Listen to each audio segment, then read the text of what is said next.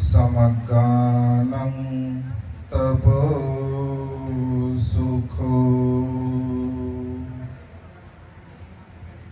विश्ववंदनीय विश्व शांतिदूत महामानव तथागत सम्यक संबुद्ध तथागतांचा पावन पवित्र सद्धम्म त्या सद्धम्माचा सातत्याने प्रचार आणि प्रसार करणारा सदा पूजनीय भिक्खू संघ, बुद्ध धम्म आणि संघ या महान तीन रत्नाची आम्हा सर्वांना माहिती करून देणारे, आम्हा सर्वांचा आधारस्तंभ, भारतीय घटनेचे शिल्पकार, बोधिसत्व, गुणवेदम डॉक्टर बाबासाहेब आंबेडकर यांच्या धम्मक्रांतीमध्ये शेवटच्या श्वासापर्यंत समर्पित राहतो।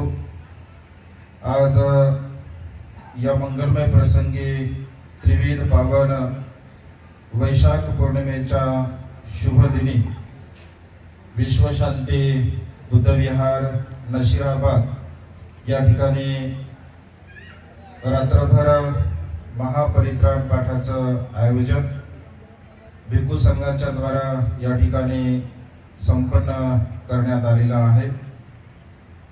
आपण महान आणि असीम पुण्यवान आहात। या मंगलमय दिनी बुद्धांची वाणी आपण श्रवण करत आहात। या मंगलमय दिनी आपण शील ग्रहण केलेला आहे। दान पुण्य करण्याची एक सुवर्ण संधी आपल्याला प्राप्त होत आहे। प्रज्ञेचा अभ्यास करण्याची एक सुवर्ण संधी आपल्याला प्राप्त होत आहे आणि त्यामुळे या महापरित्राण पाठाच्या निमित्ताने उपस्थित सर्व नशिराबाद व जळगाव परिसरातील सर्वच श्रद्धासंपन्न उपासक उपासिका, त्याचप्रमाणे सातत्याने आपल्या प्युरिटी ऑफ माइंड या यूट्यूब चॅनलच्या द्वारा धम्मदेशना श्रवण करून आपल्या जीवनामध्ये अनंत असीम पुण्य संपादन करणारे सर्व श्रद्धासंपन्न उपासक उपासिका, आपल्या सर्वांच्या प्रती अनंत असीम अपार मंगल मैत्रीची भावना व्यक्त करतो व तुम्हा सर्वांच्या हितासाठी, सुखासाठी आणि कल्याणासाठी तथागतांच्या श्रेष्ठ धम्मदेशनेला प्रारंभ करतो। आपण सर्वांनी शांत चित्ताने, एकाग्र चित्ताने तथागतांच्या श्रेष्ठ धम्मदेशनेला श्रवण करावे, ग्रहण करावे। आज या मंगलमय प्रसंगी अत्यंत रमणीय अशा वातावरणामध्ये भगवंताच्या परित देशनेला श्रवण करण्यासाठी आपण सर्वजण इथे उपस्थित आहात।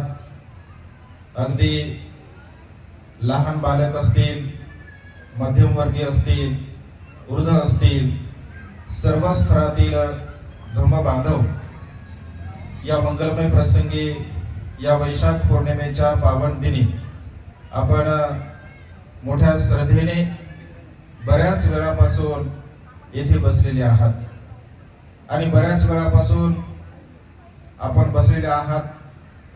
आणखी रात्रभर आपल्याला बसायचं आहे। सकाळपर्यंत धम्मसंवेग आपला जागरूक ठेवायचा आहे, कारण सकाळपर्यंत धम्मसंवेग जर तुमच्यामध्ये असेल तर बुद्धाची वाणी परित देशनेच्या द्वारा आपण संपन्न करणार आहात। बऱ्याच लोकांना भिक्खू संघ काय म्हणेल हे कळणार सुद्धा नाही।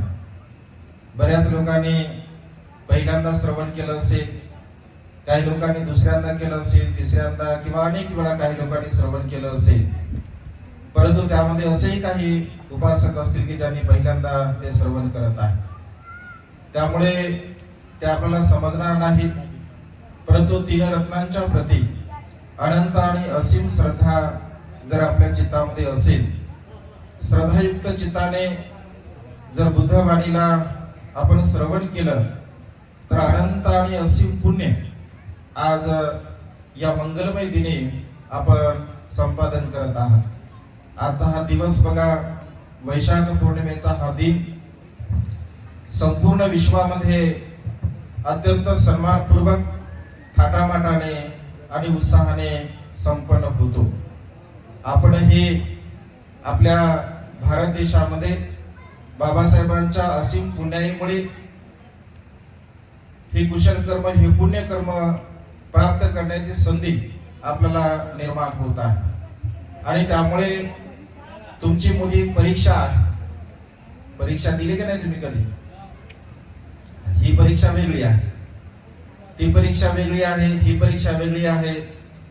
खर तर तुमच्या ज्या पारमिता आहे, विशेष रूपाने तुमच्या पारमिता किती परिपूर्ण आहे, तुमच्या पारमिता किती मजबूत आहे, तुमची पारमिता किती बलवान आहे, हे आज तुम्हाला समजून येईल. अधिष्ठान पारमिता तुम्हाला पूर्ण करायच्या आहे. सकाळपर्यंत ज्या ज्या बांधवांचं अधिष्ठान असेल, मनाशी कुडकात बांधायची की आज रात्रभर मला परित देशना श्रवण करायचा आहे. मग रात्रभर मला जागावं लागेल का झोपणार आहात? कारण झोपून मग काय फायदा आहे? ऐक ना, पशु प्राणी सुद्धा झोपतातच. बरेच जण घरी झोपलेलेच आहेत, पण त्यामध्ये तुम्ही जागे आहात. पण असं होऊ नये. तुम्ही दिसायले शरीराने इथे, पण मन सारं बेडवरच. कधी जातो बेडवर, कधी झोपतो, पाय दुखायले, कंबर दुखायले, काय काय दुखत आहे. आता कधी होते कधी होते कधी होते, या वेदनेमध्ये जर सारी रात्र तुमची गेली तर काही एक लाभ तुम्हाला होणार नाही. आणि त्यामुळे अधिष्ठान करायचं आहे तुम्हाला आज या दिनी की पाठ दुखो, कंबर दुखो, पाय दुखो, मी माझं अधिष्ठान पूर्ण करण्याचा सम्यक संकल्प करत आहे. कारण ही तुमची पारमिता, अधिष्ठान पारमिता आज बघा तुम्ही पूर्ण करत आहात. भगवंताने आपल्या जीवनामध्ये सर्व प्रकारच्या पारमिता, 10 मुख्य पारमिता, 10 परमार्थ पारमिता, 10 उपपारमिता, अशा प्रकारच्या 30 पारमिता पूर्ण करून बुधत्वाला आजच्या मंगलमय दिनी, या वैशाख पौर्णिमेच्या दिनी प्राप्त केला. संपूर्ण विश्वामध्ये ही पौर्णिमा अत्यंत सन्मानाने, थाटाने संपन्न होत आहे. तसं प्रत्येक पौर्णिमेला काही ना काही महत्व बौद्ध साहित्यामध्ये आपल्याला पाहायला मिळते. आजच्या या पौर्णिमेचं विशेष रूपाने 3 अंगाने महत्व आपल्याला पाहायला मिळते. या संसारामध्ये जेव्हा जेव्हा मनुष्य दुःखी असतो, कष्टी असतो, कर्मकांडामध्ये, ईश्वरवादामध्ये, देवी देवतांमध्ये किंवा अनेक प्रकारच्या रूढी आणि परंपरेमध्ये या संसारामधील असंख्य लोक जेव्हा जीवन जगत असतात, आंधळेपणाने जीवन जगत असतात, अज्ञानाने जीवन जगत असतात, अत्यंत दुःखपूर्ण जेव्हा जेव्हा जीवन या संसारामध्ये लोक जगत असतात, तेव्हा तेव्हा या संसारामध्ये बोधिसत्वाचा जन्म होत असतो. बोधिसत्वाचा जन्म अर्थात सिद्धार्थ बोधिसत्वाचा जन्म आज या मंगलमय दिनी, वैशाख पौर्णिमेच्या दिनी बघा झालेला आहे. त्यामुळे ही पौर्णिमा अत्यंत महत्वपूर्ण आहे. सिद्धार्थ बोधिसत्व संसारामध्ये 29 वर्षापर्यंत जीवन जगतात. संसारिक जीवन जगल्यानंतर त्यांना धम्म संवेग उत्पन्न होतो. ग्रहत्याग करतात, महाविनिष्क्रमण करतात, ध्यान मनन चिंतन करतात. त्या काळामध्ये प्रचलित असणारे जेवढे काही संत होते, साधू होते, मुनी होते, तपस्वी होते, त्या सर्वांकडे असणारं ज्ञान ते संपादन करतात. आणि सर्वांकडे असणारं ज्ञान संपादन केल्यानंतर स्वतःच्या कसोटीवरती ते ज्ञान आपण तपासून पाहावं, यासाठी 6 वर्षापर्यंत उर्वेला वनखंडामध्ये तपश्चर्या करत असतात. आणि 6 वर्षापर्यंत तपश्चर्या केल्यानंतर त्यांना कुठल्याही प्रकारचं ज्ञान प्राप्त होत नाही. त्यांना असं वाटतं की अरे, हा खऱ्या अर्थाने दुःखमुक्तीचा मार्ग नव्हे, मी वेगळ्या मार्गाने धम्माचरण करत आहे, वेगळ्या मार्गाने तपश्चर्या करत आहे. शरीराला देहदंड देऊन कुठल्याही प्रकारे सत्यापर्यंत आपण पोहोचू शकणार नाही. आणि त्यामुळे सिद्धार्थ बोधिसत्वाने त्या तपश्चर्येचा त्याग केला. माता सुजाताने दिलेली खीर सेवन केले. सुपतीर्थ निरंजना नदीच्या सुपतीर्थ बेटावरती ते गेले, ताजे तवाने झाले. खीर सेवन केल्यानंतर पुन्हा नव्याने एक ऊर्जा निर्माण झाली, एक शक्ती निर्माण झाली. आणि त्या शक्तीच्या आधाराने गईला गेले. एका तृणहाराने भगवंताला 7 मुठी गवत दिलं. त्या गवताचं त्यांनी वज्रासन तयार केलं आणि त्या वज्र आसनावरती बसल्यानंतर बोधिसत्व अधिष्ठान करतात, वज्र संकल्प करतात की जोपर्यंत मला सम्यक संबोधीचा लाभ होणार नाही, जोपर्यंत मला सत्य प्राप्त होणार नाही, तोपर्यंत या आसनावर मी कधीही उठणार नाही. मग माझं शरीर, माझं रक्त, माझे हाड, माझं मांस जरी गळून पडलं तरी सुद्धा या आसनाचा मी त्याग करणार नाही. अशा प्रकारचा वज्र संकल्प सिद्धार्थ बोधिसत्व करतात. आपण जर असा संकल्प केला तर काय होईल? तुम्ही जर असं म्हटले की माझे पाय मोडून पडले, माझं शरीर मोडून पडलं, तरी सुद्धा मी जोपर्यंत मला सम्यक संबुद्धी प्राप्त होत नाही तोपर्यंत मी उठणार नाही. होईल का तुम्हाला सम्यक संबुद्धी प्राप्त? बिलकुल होणार नाही. का होणार नाही? कारण बोधिसत्वाच्या सर्व प्रकारच्या पारमिता पूर्ण झालेल्या असतात. पूर्णत्वाची अवस्था त्यांनी प्राप्त केली असते आणि त्यामुळे केवळ बोधिसत्वच अशा प्रकारचा संकल्प करू शकतात. आपण तसा संकल्प, तसं अधिष्ठान करू शकत नाही. आणि त्यामुळे बोधिसत्वाचा तो आदर्श आपल्या समोर असला पाहिजे. कारण मनुष्याच्या जीवनामध्ये अशा प्रकारचं अधिष्ठान करणे, अशा प्रकारचा संकल्प करणे सहज, साधी आणि सोपी गोष्ट नाही. पराक्रम करण्याची मनुष्याच्या चित्तामध्ये भावना असली पाहिजे. ध्यान, मनन, चिंतन करणे, एका जागेवरती बसणे, स्वतःच्या मनाला, स्वतःच्या शरीराला संयमित ठेवणे अर्थात पराक्रम करणे आहे. ज्याप्रमाणे एखादा योद्धा युद्ध करण्यासाठी जेव्हा रणांगणावरती जात असतो तेव्हा तो आपल्या सर्वस्वाचा त्याग करत असतो. मी या ठिकाणी मृत्यूला प्राप्त झालो तरी हरकत नाही, परंतु मी माझ्या शत्रूंवरती विजय मिळवल्याशिवाय राहणार नाही, असा दृढ संकल्प त्याचा असतो. अगदी तशाच प्रकारे धम्म आचरण करणाऱ्या मनुष्यांचा सुद्धा दृढ संकल्प असला पाहिजे की जोपर्यंत मी माझ्या मनातील शत्रूंना नष्ट करत नाही, मी माझ्या मनातील शत्रूंना त्यांचा नायनाट करत नाही, त्याला नाहीसं करत नाही, तोपर्यंत खऱ्या अर्थाने हे जे पुण्यकर्म आहे, हे कुशल कर्म आहे, हे कुशल कर्म, पुण्यकर्म करण्याचं मी कधीही सोडणार नाही. कुठले शत्रू आहेत आपले? राग आहे, द्वेष आहे, लोभ आहे, मीपणा, अहमपणा, गर्व, ईर्षा. आणि आज तुमच्या मनामध्ये सर्वात मोठा उत्पन्न होणारा शत्रू जर कोणता असेल, कोणता? आज तुमच्या मनावर कोणत्या शत्रूचा जास्त मारा होणार आहे?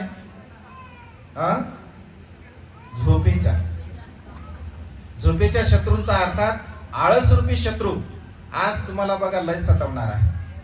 म्हणजे आळस रूपी शत्रू आतापर्यंत तुम्हाला कधीच जेवढा त्रास दिला नसेल तेवढा आळस, प्रमाद रूपी शत्रू तुम्हाला त्रास देणार आहे. या प्रमाद रूपी शत्रूवरती तुम्हाला आज विजय मिळवायचा आहे. कारण एक मन म्हणेल, अरे आता बस झालं, काय लय चाललं, लय वेळ होत आहे, झोपू द्या जरा, जाऊ द्या जरा, उठू द्या जरा. आता एवढे तुम्ही प्रसन्न दिसायले, सकाळपर्यंत असेच असले पाहिजे. नाहीतर होते असं, सकाळी ही जी फुलं तुम्ही आणली असती, सकाळी कसे होते? एकदम सुंदर, टवटवीत, आहे की नाही, गंधाने युक्त, मनाला हर्ष करणारे. पण आता जर त्या फुलाकडे बघितलं तर सारे ते सुकून गेले. तसं तुमचं होऊ नये. ऐका, धम्म श्रवण करत असताना सकाळी जर तुम्ही उठले, म्हणजे सकाळी जेव्हा तुम्ही जासाल तर प्रसन्न चित्ताने, आनंदी चित्ताने धम्म संवेग तुमच्या चित्तामध्ये उत्पन्न झाला पाहिजे. बुद्धाप्रती श्रद्धा, धम्माप्रती श्रद्धा आणि संघाप्रती श्रद्धा जर आपल्या चित्तामध्ये असेल तर धम्म संवेग आपल्या मनामध्ये उत्पन्न होत असतो. आणि ज्या ज्या मनुष्यांच्या चित्तामध्ये धम्म संवेग असतो तो मनुष्य प्रमादावरती, आळसावरती विजय मिळवत असतो. तो मनुष्य रागावरती, द्वेषावरती, लोभावरती विजय मिळवत असतो. आणि त्यामुळे बांधवांनो, हे महान आणि असीम असं पुण्य तुम्हाला आज या दिनी प्राप्त होत आहे. आणि त्यामुळे सिद्धार्थ बोधिसत्वाने जे ज्ञान प्राप्त केलं, त्याने जे अधिष्ठान केलं आणि अधिष्ठान केल्यानंतर ध्यान, मनन, चिंतन केलं. ध्यान, मनन, चिंतन करून पहिल्या पायरीच्या द्वारा विकारांना नष्ट केलं, दुसऱ्या पायरीच्या द्वारा विकारांना नष्ट केलं, तिसऱ्या पायरीच्या द्वारा विकारांना नष्ट केलं, चौथ्या पायरीच्या द्वारा विकारांना नष्ट केलं. अशा प्रकारे क्रमशः पायरी पायरीने बोधिसत्वाने सम्यक संबुद्धीला प्राप्त केलं. अर्थात ते बुद्ध झाले, ते सम्यक संबुद्ध झाले आजच्या या वैशाख पौर्णिमेच्या मंगलमय दिनी. तो ही वैशाख पौर्णिमा आहे. आपण अत्यंत संपन्नतेने आनंदाने ती साजरी करत आहोत. मग भगवंताला ज्ञान प्राप्त झालं म्हणजे काय झालं?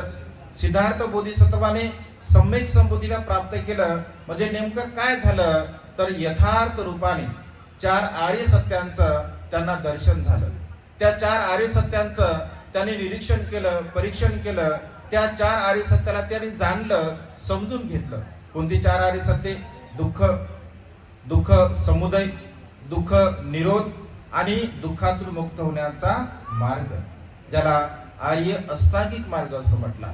एका एको मग्गो आर्य अठांगिको मग्गो. दुःख मुक्तीचा एकमेव मार्ग आहे तो म्हणजे आर्य अष्टांगिक मार्ग आहे. जीवन सुखाने जगण्यासाठी अनेक प्रकारच्या मार्गाने लोक जीवन जगत असतात. पूर्वीच्या काळामध्ये सुद्धा अनेक प्रकारच्या मार्गाने लोक जीवन जगत होते.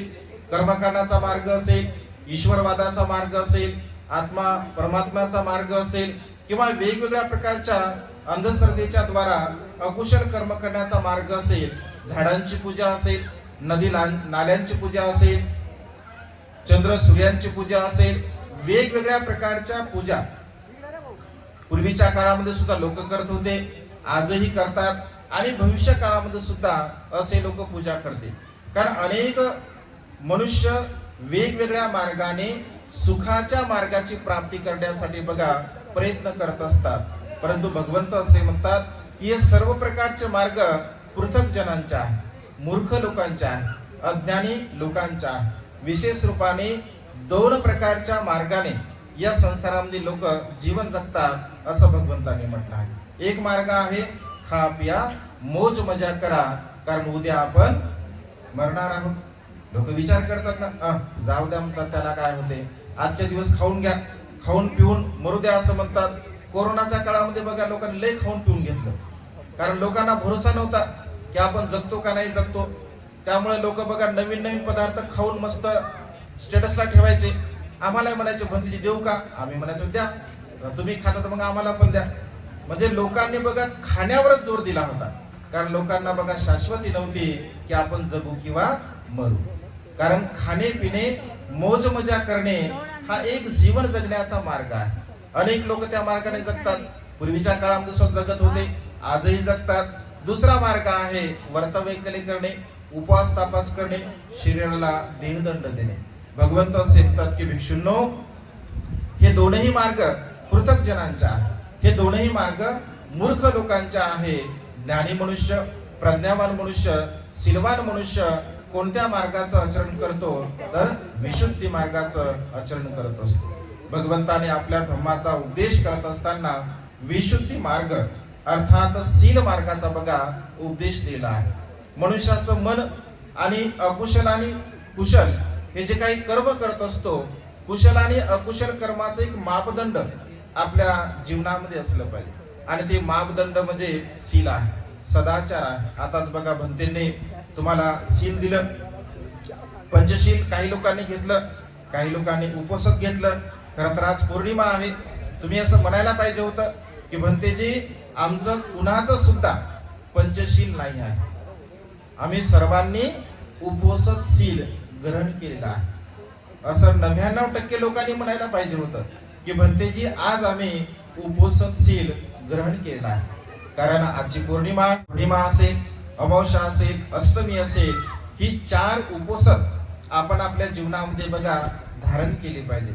जर तुम्हाला असं वाटत असेल की माझं जीवन मी अत्यंत सुखपूर्वक जगलं पाहिजे, माझ्या जीवनामध्ये कोणत्याही प्रकारचं दुःख उत्पन्न नाही झालं पाहिजे, अशी भावना जेव्हा जेव्हा तुमच्या चित्तामध्ये उत्पन्न होत असते बघा, तेव्हा तेव्हा मनुष्य आपल्या जीवनामध्ये उपवासशीलाचं आचरण करत असतो.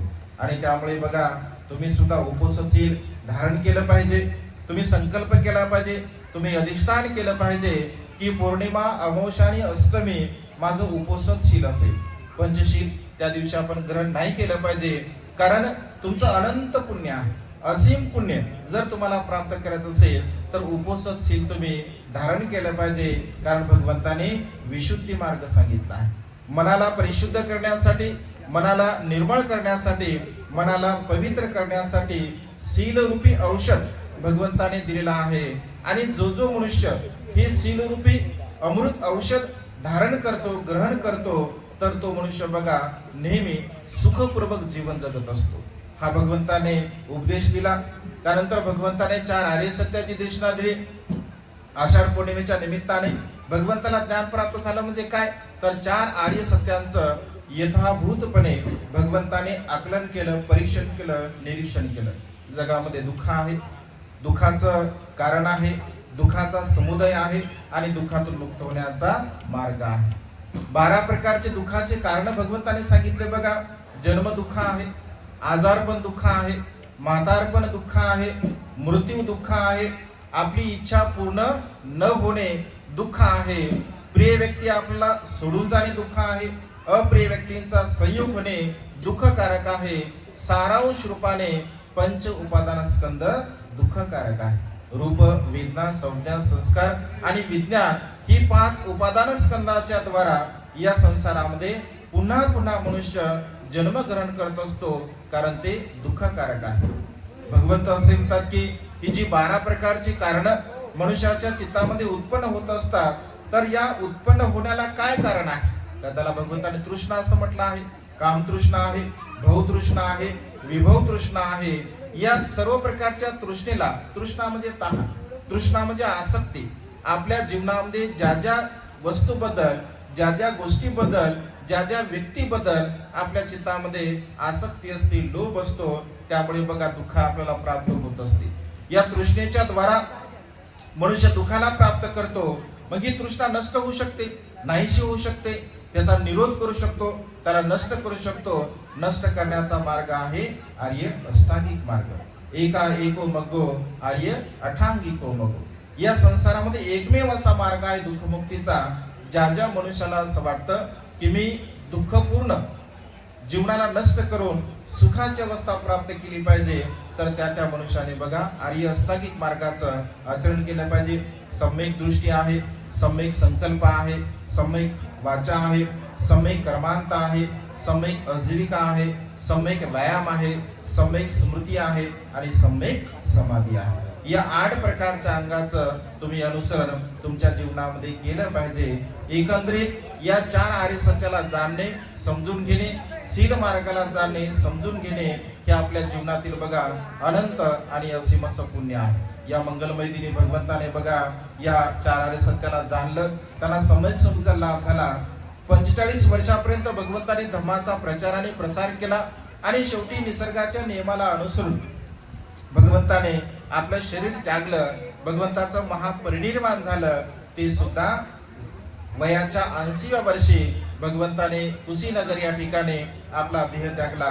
आजच्या या वैशाख पौर्णिमेच्या दिनी जन्म, ज्ञानप्राप्ती आणि महापरिनिर्वाण या तीनही अत्यंत महत्वपूर्ण अशा घटना बघा आजच्या या वैशाख पौर्णिमेच्या मंगलमय दिनी भगवंताच्या जीवनामध्ये घडलेल्या आहेत. आणि त्यामुळे आपण महान पुण्यवान आहात. बाबासाहेबांच्या धम्मक्रांतीमध्ये हे सुखपूर्वक जीवन जगण्याची एक संधी आपल्याला प्राप्त झालेली आहे. आणि त्यामुळे बांधवांनो, बाबासाहेबांचे अनंत आपल्यावरती उपकार आहे, ज्या उपकाराची आपण कधी परतफेड करू शकत नाही. दान कर्म करण्याची संधी प्राप्त झाली, शील पालन करण्याची संधी प्राप्त झाली, धम्म आचरण करण्याची संधी प्राप्त झाली. सर्व प्रकारचं पुण्यकर्म करण्याची संधी ही बाबासाहेबांच्या धम्मक्रांतीमुळे आपल्याला प्राप्त झालेली आहे. आणि त्यामुळे आपण मोठे पुण्यवान आहात. आपल्या जीवनामध्ये आज जे रात्रभर धम्मदेशना, परितदेशना आपण श्रवण करून आपल्या जीवनामध्ये अनंत आणि असीम असं हे पुण्य आपण संपादन केलं. या कार्यासाठी रोहित असेल, जितू असेल किंवा सर्वच त्याला सहकार्य करणारे आपले सर्व बांधव असतील, उपासक उपासिका असतील, आपण मोठ्या श्रद्धेने या महापरित्राण पाठाचं आयोजन केलं तर नक्कीच आपण अत्यंत महान पुण्यवान आहात. रात्रभरापर्यंत हा जो आपला उत्साह आहे, हा उत्साह आपण कायम ठेवायचा आहे. या उत्साहाला कायम ठेवून आपण ही पुण्याची जी शिदुरी आहे आज रात्रभर आपण संपादन करायचं आहे. आणि त्यामुळे कुठल्याही प्रकारचा आपण प्रमाद करू नये, कुठल्याही प्रकारचा आपण आळस करू नये, कुठल्याही प्रकारे आपण दुःख संवेग उत्पन्न न करता धम्म संवेग आपल्या चित्तामध्ये आपण उत्पन्न केला पाहिजे. आणि धम्म संवेग उत्पन्न करून आपण बघा हे महान आणि असीम असं पुण्य संपादन केले पाहिजे. आणि त्यामुळे आज या मंगलमय प्रसंगी आता परिदेशना संपन्न होणार आहे, सुरुवात होणार आहे. त्यामुळे या मधल्या काळामध्ये तुम्हाला थोडं रिफ्रेशमेंट व्हावं, थोडंसं तुमचा प्रमाद नष्ट व्हावा, नाहीसा व्हावा. आणि त्यामुळे आम्ही काय रात्रभर थांबणार नाही, कारण सकाळी 8:30 वाजतापासून ते आतापर्यंत आम्ही फिरतच आहोत. म्हणजे दिवसभर आताची ही जी धम्मदेशना आहे तर 6वी धम्मदेशना आहे माझी. त्यामुळे दिवस पूर्ण धम्म संवेगामध्ये आज गेलेला आहे. थोड्या वेळापर्यंत आम्ही थांबणार आहोत. पूजनीय बंदेजी आहेत परिदेशना करण्यासाठी. आम्ही थोड्या वेळापर्यंत थांबू, परिदेशनेमध्ये आम्ही राहू आणि त्यानंतर आम्ही जाणार आहोत. कारण दिवसभर आज फिरलो आहे. उद्याचं शेड्यूल ऑलरेडी ठरलेलं आहे.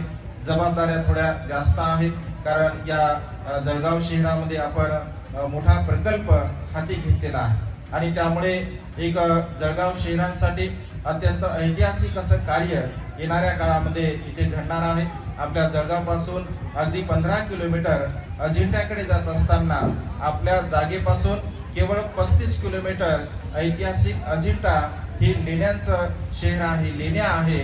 आणि त्यामुळे त्या मध्य भागामध्ये आपण 16.5 एकर जागा बघा म्हणजे खरेदी केलेली आहे. येणाऱ्या काळामध्ये सप्तपनी अरण्य बुद्धिस्ट मॉनेस्ट्री आपण तिथे निर्माण करण्याचा संकल्प करत आहोत. आणि त्यामुळे हे मोठं पुण्य आहे तुमचं. भिक्खू ट्रेनिंग सेंटर तिथे आपण निर्माण करणार आहोत.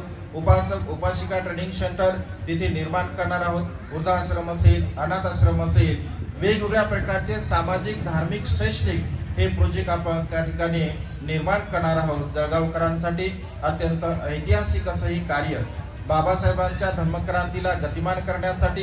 कारण बाबासाहेबांचा संकल्प होता. बाबासाहेब असं म्हणाले की मला जर आयुष्य लाभलं तर सारा भारत बौद्धमय मी करेन.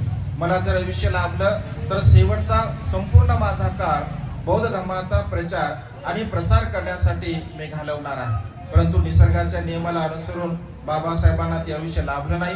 आणि त्यामुळे ही सर्वस्व जबाबदारी बाबासाहेबांचे अनुयायी म्हणून आपल्यावरती आलेली आहे. आणि त्यामुळे बांधवांनो, आपण सुद्धा त्या ऐतिहासिक कार्यामध्ये दान पुण्य करून, त्या ऐतिहासिक कार्याला सहाय्य करून, फुल नाही फुलाची पाकळी दान पुण्य करून ते ऐतिहासिक कार्य सफल नेण्यासाठी, बाबासाहेबांच्या धम्मक्रांतीला अधिक गतिमान करण्यासाठी आपण हे कार्य करण्याचा प्रयत्न केला पाहिजे. आणि त्यामुळे आज या मंगलमय प्रसंगी, या वैशाख पावन पवित्र दिनी तुम्हा सर्वांच्या प्रती अनंत असीम अपार मंगलमैत्रीची भावना व्यक्त करतो.